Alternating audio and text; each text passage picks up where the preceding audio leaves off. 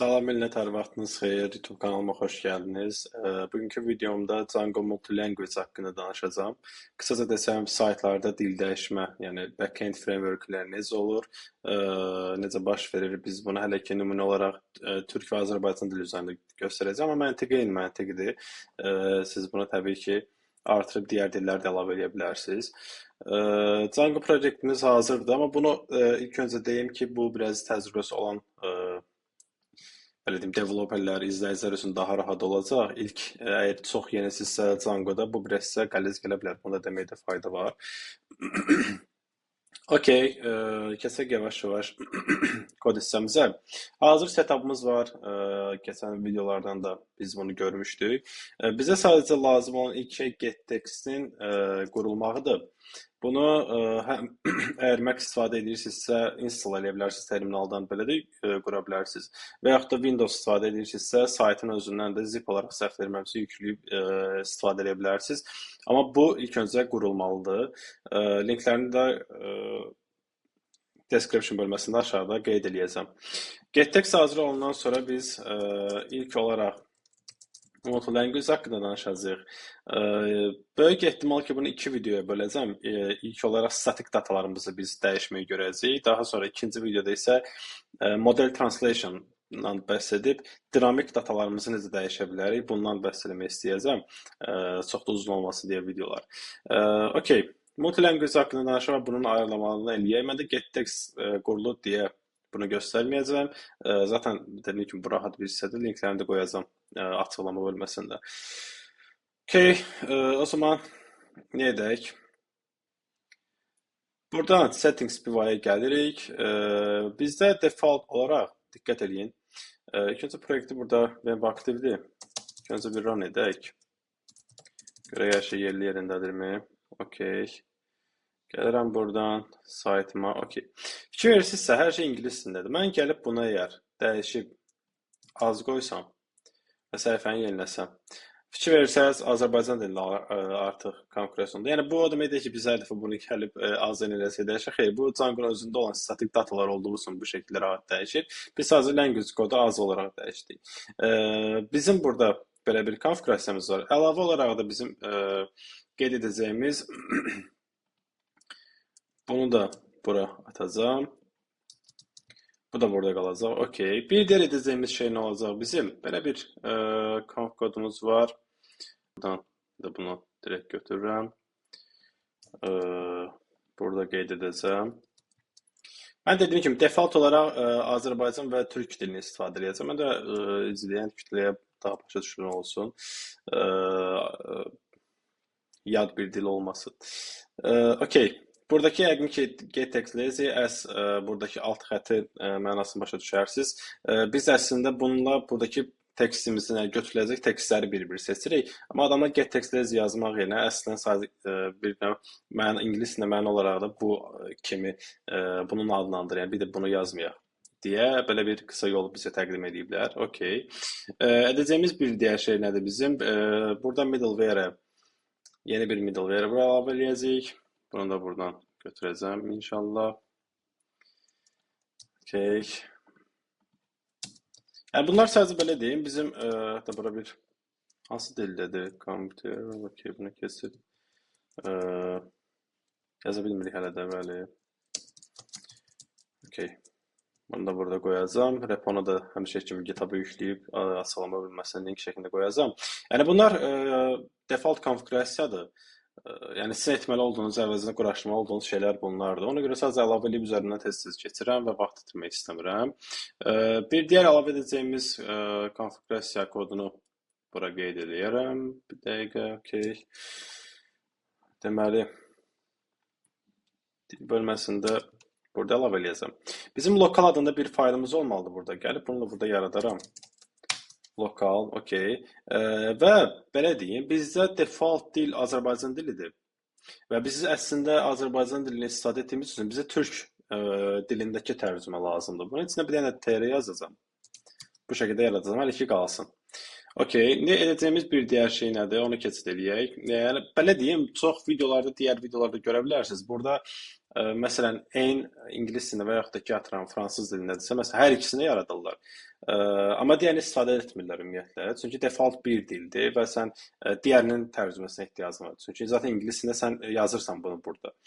Ona görə bizə sadəcə burada TR-ni qeyd eləsək kifayət eləyir. İndi edəcəyimiz digər şey nədir? Bunu da yaradandan sonra bizim TR artıq burada qalıb. Tərcümələrimizi biz buraya yazacağıq. Edəcəyim bir digər şey nədir? Gəlin burada bir app yaradaq tez bir şəkildə. Start app. Mən home adında bir şey qoyuram. Okay, bu burada qalsın. Settingsdə bunu import etməliyik. Home'u bura bu şəkildə əlavə etdim. Deməli Home'da və bizim də URL-si olacaq. Pəs ana səhifədən istifadə edəcəm. Home view. Hətta bura bir views da qeyd edeyim. Home yazıram. Və bu hardan gələcək? From Home'dakı import views.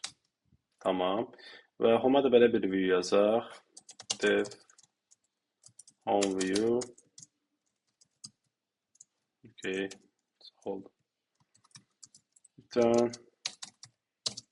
Ən çox sadə bir şey göstərərək direkt öz şeyimizi verəcəm, HTML-imizi. Burada bir HTML yaradıb yalandan bir səhifə create eləyəcəyik. Burada da olsun salam, hoş gəldiniz. Belə bir şey hələ ki qalsın. İndi bizim edəcəyimiz şey nədir? Gəlin ilk öncə görək bu işləyirmi? Bu bura düşdü, əla. Zaten proyektim run olmalıdır. Səhifəni yeniləyirəm, əla. Buna böyle səhv bastım. Okay. Salam, xoş gəldiniz, bura düşdü. Mən də nə istəyirəm? Bu adam burada bizim bir nav var, yox. Yəni o qədər CSS-ində çox vaxt itirmək istəmirəm. Bizim burada bir butonumuz olacaq. Adam azda klikləyəndə bu şəkildə, TR-yə klikləyəndə merhaba, hoş gəldiniz formatında olmalıdır. Okay. İndi biz nə edirik? Gəlirik burada, bunu use etmək üçün etməliyik biz. İlk öncə bunu import etməliyəm bura.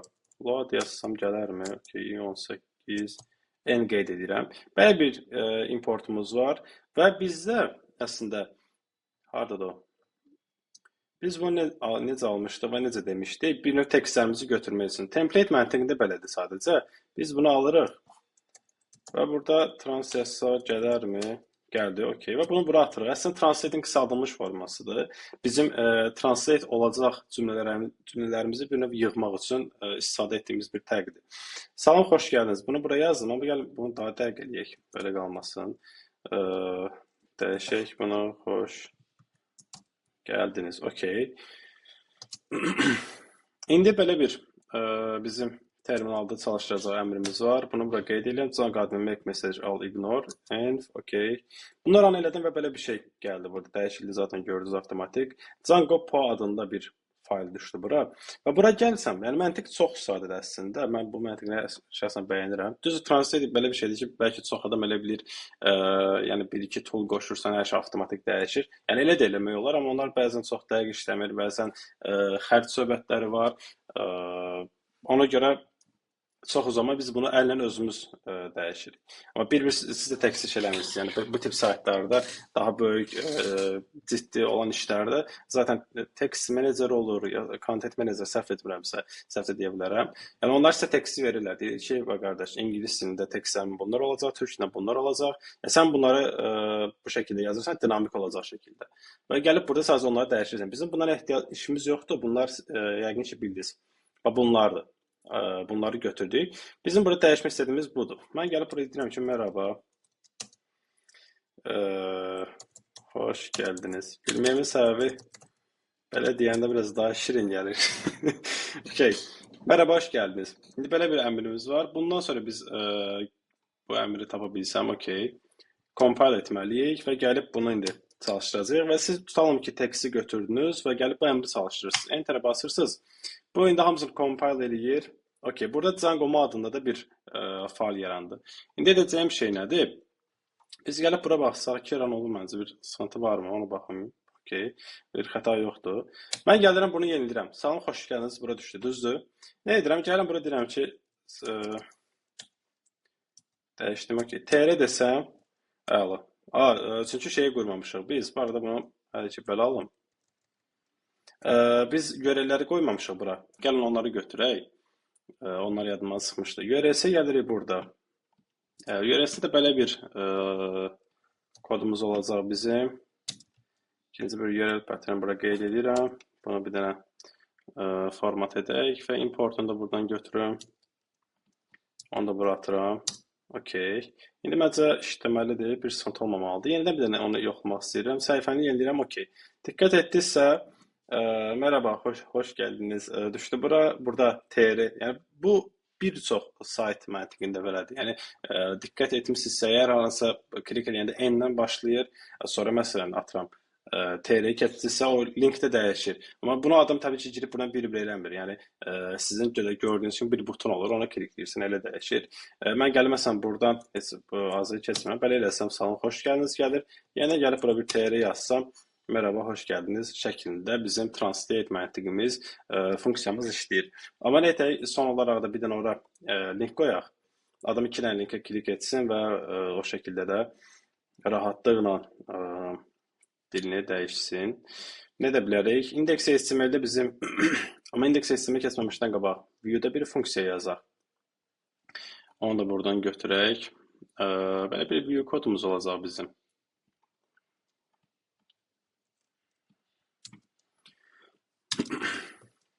Yəni bunlar default kodlardır, dediyim kimi. Oturub bunları bir-bir əllə falan yazmağa ehtiyac yoxdur. Yəni zaten bunlar hazır konfigurasiya kodudur. Mənim sadəcə sıralamanı, məntiqi müəyyən qədər izah etməyim. Təbii ki, bu yəni daha da konfigurasiya ilə əlləşə bilərsiniz, daha da müəyyən temaları yoxlaya bilərsiniz. O sizin istəyinizə qalıb.